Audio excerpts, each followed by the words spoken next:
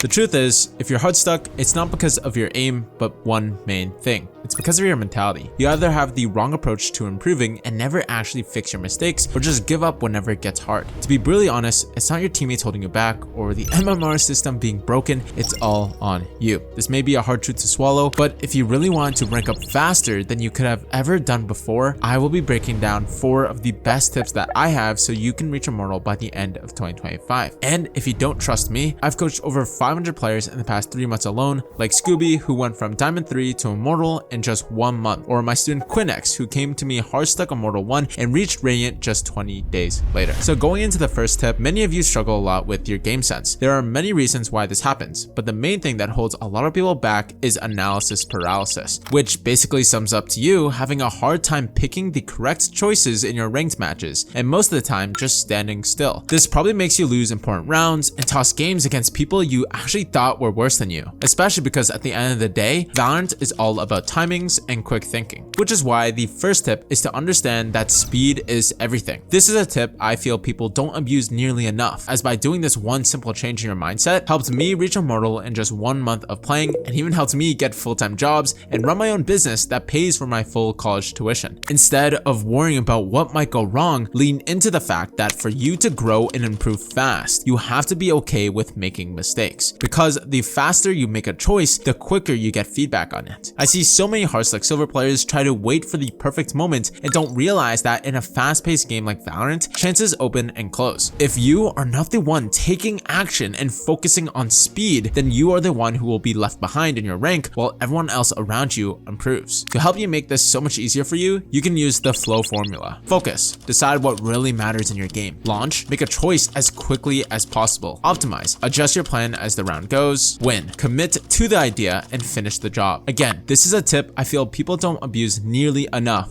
as by doing this one simple change in your mindset helped me reach Immortal in just 1 month of playing. And if you need help to do this yourself and reach Immortal as fast as you possibly can, join the 1% Club. If you're tired of spending 5 hours a day playing Valorant but still feel like you're getting worse, this is exactly what I help my students with every day. This has allowed players on average rank up over 350 RR in just a couple of weeks, like Wolf, who ranked up over 700 RR and went from a Hearthstone Bronze 3 player to reaching his peak rank of Gold 3 with just 2 coaching sessions. Or my student Exo, who went from a struggling Ascendant 1 player to reaching Immortal 3 in just a couple of months. Or even Quinex, who gained over 500 RR in just 2.5 weeks and reached Radiant for his first time ever. And to give you even more incentive to join, you will also be with over 100 like-minded players in this private community who are all striving for the same goals as you, where I host weekly 10-mans and group coaching calls to ensure everyone is improving as fast as possible. And to top it all off, I will even buy you Kovacs if you don't have it already, so that you can use the exact broken aim routines that I've made, just like everyone else who uses it, to average a 1.2 KD in rank. There are only a couple weeks left for my fall sale, so get a free extra coaching session today by clicking the link in the top of the description or the pinned comment to finally reach Immortal before the year ends. Now, going back to the video, without understanding this next tip, everything that you have learned so far in Valorant will be a waste of time, which is to focus on the most important stat. So many players think that if they just heavily focus on one aspect of their game, like their mechanics or game sense, that you will rank up fast. I'm here to tell you the truth. If you're someone who just grinds DMs and doesn't see improvement with their aim, or if you're someone who thinks they have good game sense but gets held back by being unlucky, you are completely